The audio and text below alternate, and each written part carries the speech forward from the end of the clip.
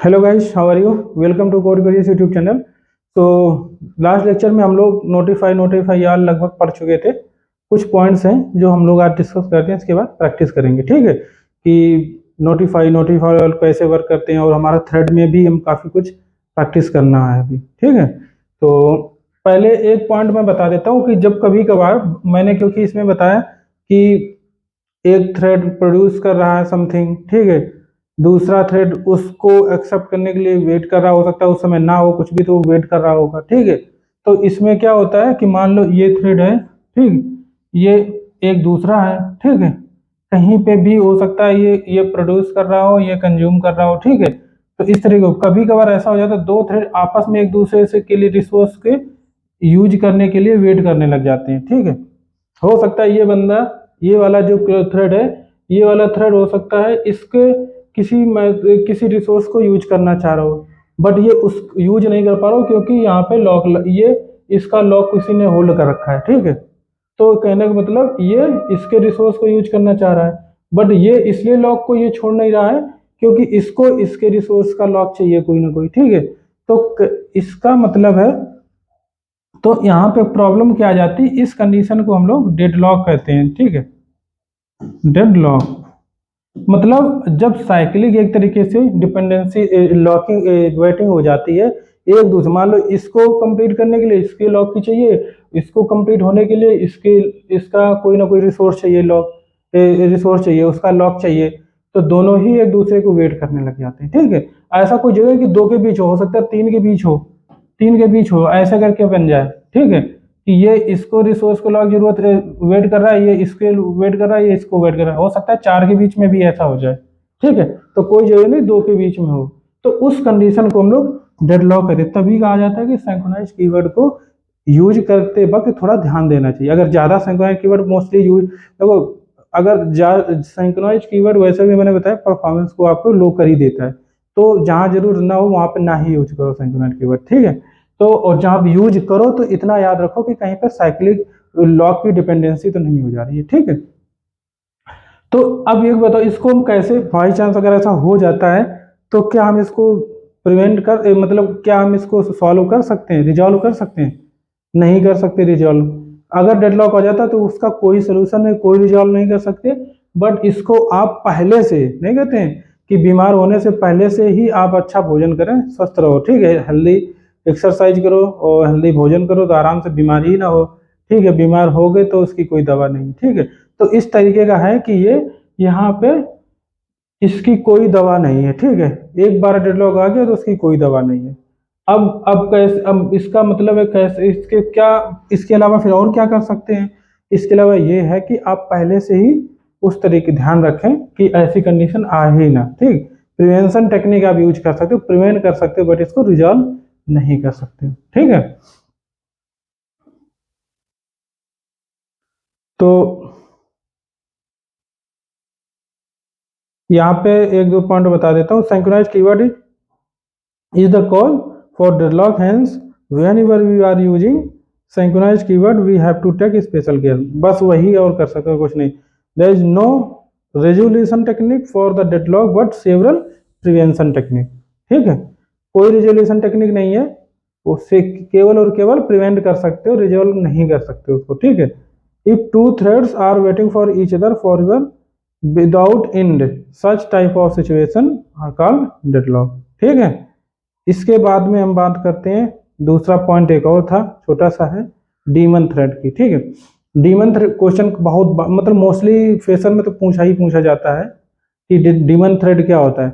Demon thread actually क्या होता है कि ये बैकग्राउंड रनिंग थ्रेड्स होते हैं जो कि नॉन डीमन थ्रेड्स को सपोर्ट करते हैं। ठीक है, और अब नॉन डीमन थ्रेड क्या होता है, देखो, जब भी कोई आप मेन, आप टॉप से अगर चलें, हायरार्की पे चलें, तो सबसे पहले हमारा जब भी कोई क्रिएट करते हैं प्रोजेक्ट तो उसमें मेन जरूर होता है। ठीक है, मेन मेथड जरूर होता है जो कि जेवीएम कॉल करता है इसको। ठीक है, इसका मतलब मेन मेथड जो होता है एक्चुअली मेन थ्रेड के थ्रू कॉल होता है। ठीक है, तो ये इसको हम कह सकते हैं मेन थ्रेड एक तरीके से। ठीक है, आप एक कोई भी एक थ्रेड नहीं बनाएंगे फिर भी एक थ्रेड तो बनता ही है। ठीक है, वो मेन थ्रेड होता है। ठीक है, अगर मेन थ्रेड क्या है, डीमन है या नहीं है? नहीं है। ये क्या है? Not a demon. ठीक, इसका मतलब इसके नीचे जितने भी इसके चाइल्ड आएंगे वो सारे ही नॉट अ डीमन। ठीक है, कोई भी डीमन नहीं होगा, कोई भी डीमन नहीं होगा। इसका मतलब क्या हुआ, पेरेंट टू चाइल्ड जो है ये जो प्रॉपर्टीज इनहेरिट होती है, डीमन प्रॉपर्टी इनहेरिट होती है। अगर ये डीमन होता तो ये सारे चाइल्ड, चाइल्ड मतलब क्या हुआ, उसके अंदर जितनी भी क्लासेस आपने यूज की हैं हैज अ रिलेशनशिप के थ्रू, ठीक है, वो सारे ही डीमन हो जाते हैं, या इज अ रिलेशनशिप के थ्रू वो सारे ही डीमन हो जाते हैं। ये होता है इनहेरिट करना प्रॉपर्टी को। ठीक है, तो इसका मतलब ये नॉट कोई भी डीमन नहीं है ना। इसके अलावा क्या हम इसको डीमन बना सकते हैं? हाँ बना सकते हैं। इसमें क्या करना होता है, सेट डीमन कर दो, आप थ्रेड ले लो, thread dot current thread dot set daemon ऐसे करके। तो सेट डीमन एक मेथड होता है, उसके थ्रू आप किसी भी थ्रेड को आप क्या डीमन बना सकते हैं। ठीक, बैकग्राउंड रनिंग थ्रेड बना सकते हैं, फिर वो फोरग्राउंड नहीं रहेगा, कोई भी रिजल्ट नहीं देगा, बट आपके जो भी वर्क बोलेंगे वो जो भी उसमें टास्क दिया जाएगा वो परफॉर्म करता रहेगा बैकएंड पे। ठीक है, तो इस तरीके से ये होता है। अब गेट डीमन अगर पता करना है कि क्या ये डीमन है या नहीं है, तो हम गेट भी कर सकते हैं, इज या फिर इज डीमन मेथड होता है, इज डीमन। ठीक, इज डीमन, तो इसके थ्रू पता चल जाएगा कि ये थ्रेड जो है डीमन है या नहीं है। ठीक है, तो इसके लिए अब एक चीज बताएं, कोई एग्जांपल पूछ सकता है कि what is, give any example for the demon thread, तो आप बता सकते हो कि गार्बेज कलेक्टर एक परफेक्ट एग्जांपल है। ठीक है, क्या है गार्बेज कलेक्टर, गार्बेज कलेक्टर एक परफेक्ट एग्जांपल है डीमन का। क्यों? क्योंकि ये थ्रेड जो थ्रेड होता है गार्बेज कलेक्टर का, ये बैकएंड पर रन करता रहता है, हमेशा रन करता रहता है। और ये क्या करता है डीमन का और जो डीमन थ्रेड्स होते हैं उनका उपयोग क्या होता है, ये सपोर्ट करता है नॉन डीमन थ्रेड्स को। तो इसका मतलब ये जो है सपोर्ट करता है ये जो हमारे थ्रेड्स क्रिएट हुए हैं।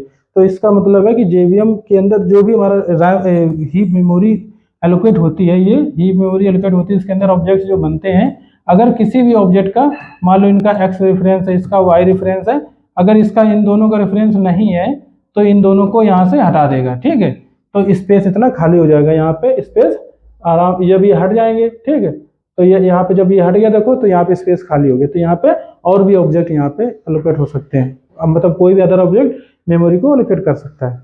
तो ये सबसे बड़ा बेनिफिट होता है गार्बेज कलेक्टर का। ठीक है, गार्बेज कलेक्टर एक अलग टॉपिक है, ये कोई छोटा मोटा टॉपिक नहीं, बहुत बड़ा टॉपिक है, इस पे हम लोग बात करेंगे कभी। ठीक है, बहुत टाइप के गार्बेज कलेक्टर होते हैं। तो ये था गार्बेज इसका।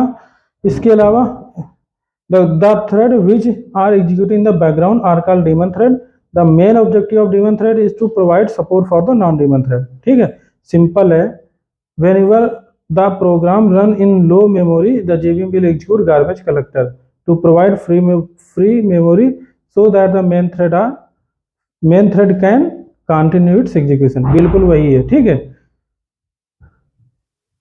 we can change daemon nature, demon nature को हम चेंज कर सकते हैं अपनी तरीके से। ठीक है, अगर हम चाहें सेट करके। ठीक, but we can change daemon nature before starting thread only. ठीक है, श्योर है कि पहले थ्रेड स्टार्ट होने से पहले ही आपको सेट करना पड़ेगा। ठीक है, main thread is always non demon thread, whenever the last non demon thread terminate automatically all demon thread terminate।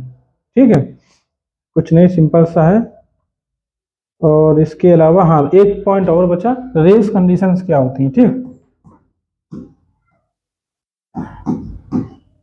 ये भी कभी कभार क्वेश्चन पूछा जाता है, रेस कंडीशंस क्या होती हैं। तो रेस कंडीशंस क्या किसे बोलते हैं, जब भी कभी किसी, मान लो मैंने बोला था एक वेरिएबल एक्स है, ठीक है, एक्स बराबर 1 है और दो थ्रेड इस पर वर्क कर रहे हैं। ठीक है, दो थ्रेड वर्क कर रहे हैं, अगर आपका एक्सपेक्टेशन क्या है कि दोनों थ्रेड इसको इंक्रीमेंट करेंगे। ठीक है, सेकंड इंक्रीमेंट करना है, इस 1 करना है, 2 करना है, 3 4 ऐसे करके 5 6 इस वेरिएबल को इंक्रीमेंट करना है। बट दोनों थ्रेड क्या करते हैं, एक साथ पैरेलल वर्क करते हैं, ये भी 1 उठा लेता है, 1 उठा लेता है, तो इसने भी 2 अपडेट किया है यहाँ पे और इसने भी 2 ही अपडेट किया। ठीक है, तो इस तरीके का हो जाएगा, फिर इसने 2 उठा लिया, इसने भी 2 उठा लिया, ये भी 3 अपडेट करेगा तो ये भी 3 अपडेट करेगा, तो उस तरीके का फिर नहीं चल पाएगा। ठीक है, तो उस तरीके का रिजल्ट नहीं आ पाएगा। ठीक है, तो कहने का मतलब दोनों दो थ्रेड का कोई यूज नहीं रहा यहाँ पे। तो एक तरीके, ये तो बहुत सिंपल है। ठीक है, कहीं ना कहीं वो कहीं कहीं ऐसी सिचुएशन आती है कि डेटा ही बिगड़ जाता है, प्रॉपर डेटा ही बहुत बड़ी प्रॉब्लम आ जाती है। मैं आपको बता चुका हूँ कि मान लो एक दो थ्रेड क्या है, इनको अपडेट भी कर रहे हैं, ये दो थ्रेड मान लो रीड कर रहे हैं, ठीक। तो इसने जो कुछ भी अपडेट किया था यहाँ पे, वो ये इसने इसको रीड कर लिया था अपडेट करने के लिए, ठीक। अपडेट यहाँ लिख देता हूँ, इस थ्रेड ने इस वैल्यू को रीड कर लिया था 1, और अपडेट करने भी वाला था। जस्ट इसने क्या किया, इसने 1 उससे पहले ही, क्योंकि यहाँ पे लॉक लगा नहीं था, तो ये अपडेट कर रहा था, तब तक इसने क्या किया, इसको रीड करके फ्रंट एंड पे शो करा दिया, ठीक है। कस्टमर का हो सकता है ये प्राइसिंग वेरिएबल हो, यहाँ पे प्राइस पर्टिकुलर प्रोडक्ट का प्राइस दिखाना पड़ रहा हो। अब यहाँ पे क्या किया, अगर हो सकता है ये जो है इसको सिर्फ 1 घंटे बाद ही कॉल करता हो, 1 आवर बाद, तो प्रॉब्लम क्या यहाँ पे आ जाएगी, प्राइस जो है पुराना वाला प्राइस जो सस्ता कम प्राइस था वो 1 घंटे तक इस तरह शो करता रहेगा वेबसाइट पे, ठीक है। तो उससे क्या होगा कि कस्टमर जो क्लाइंट है उसका क्या कहते हैं, लॉस हो जाएगा बहुत सारा। तो ऐसी बहुत सारी आती है डेटा इनकंसिस्टेंसी, जहां पे भी डेटा इनकंसिस्टेंसी की प्रॉब्लम आती है, ठीक। इनकंसिस्टेंसी, ठीक। उसी जहां पे भी डेटा इनकंसिस्टेंसी की प्रॉब्लम आती है उसी को हम रेस कंडीशंस कहते हैं, ठीक है। तो इसको रिजॉल्व कैसे करेंगे, श्योर है कि डेटा इनकंसिस्टेंसी को रिजॉल्व करने के लिए हम सिंक्रोनाइज का ही यूज करते हैं, ठीक है। Executing multiple threads simultaneously and causing data inconsistency problem is nothing but race condition, ठीक है। We can resolve race condition by using synchronized keyword, बिल्कुल सेम टू सेम ये है,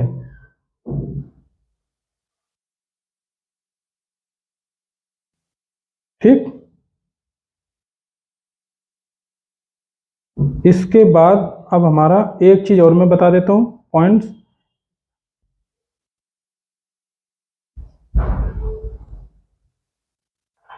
हाँ, थ्रेड ग्रुप क्या होता है, ठीक है।